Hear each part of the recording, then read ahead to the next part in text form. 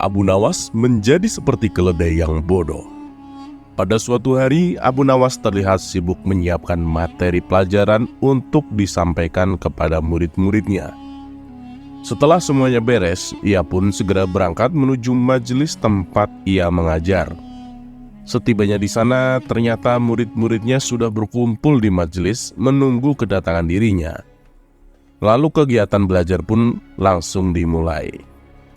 Saat Abu Nawas tengah mengajar, tiba-tiba datanglah seorang tamu dari jauh yang ingin bertemu dengannya. Terpaksa Abu Nawas pun menghentikan kegiatan mengajarnya untuk beberapa saat. Lalu ia berkata kepada murid-muridnya, "Anak-anak, saya tinggal dulu sebentar. Ada tamu dari jauh. Teruskan belajar kalian.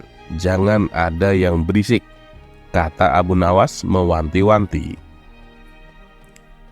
Kemudian ia meninggalkan majelis untuk menemui tamunya. Tidak berapa lama setelah Abu Nawas pergi, suasana majelis tempat Abu Nawas mengajar menjadi gaduh oleh ulah para murid-muridnya yang pada bercanda. Namanya saja anak-anak. Ketika gurunya tidak ada di tempat, maka mereka memanfaatkannya untuk bermain di dalam majelis. Suasana gaduh yang semakin menjadi-jadi membuat Abu Nawas sangat terganggu. Apalagi ia sedang ada tamu dari jauh. Abu Nawas pun segera mendatangi majelis untuk menasehati anak-anak didiknya. Mengetahui gurunya akan datang, mereka langsung berpura-pura terdiam. Ada yang berpura-pura baca buku. Ada pula yang berpura-pura sedang menghafal pelajaran. Abu Nawas lalu berdiri di hadapan anak-anak didiknya. "Kalian ditinggal sebentar saja, bukannya belajar malah bikin gaduh," kata Abu Nawas. "Nilai ulangan kalian hampir semuanya jelek, tapi kalian malah bercanda dan bermain seenaknya. Lalu apa tujuan kalian datang ke majelis ini?"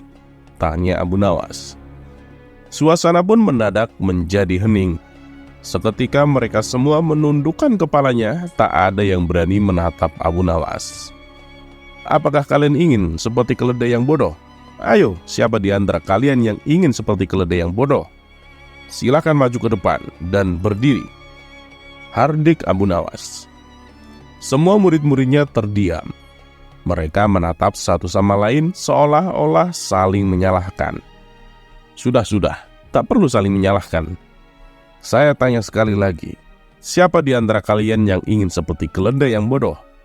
Silakan maju ke depan dan berdiri. Tentunya tidak ada yang mau, bukan? Makanya belajar yang tekun, jangan banyak bermain," ucap Abu Nawas menasehati. Suasana majelis masih terasa hening untuk beberapa saat.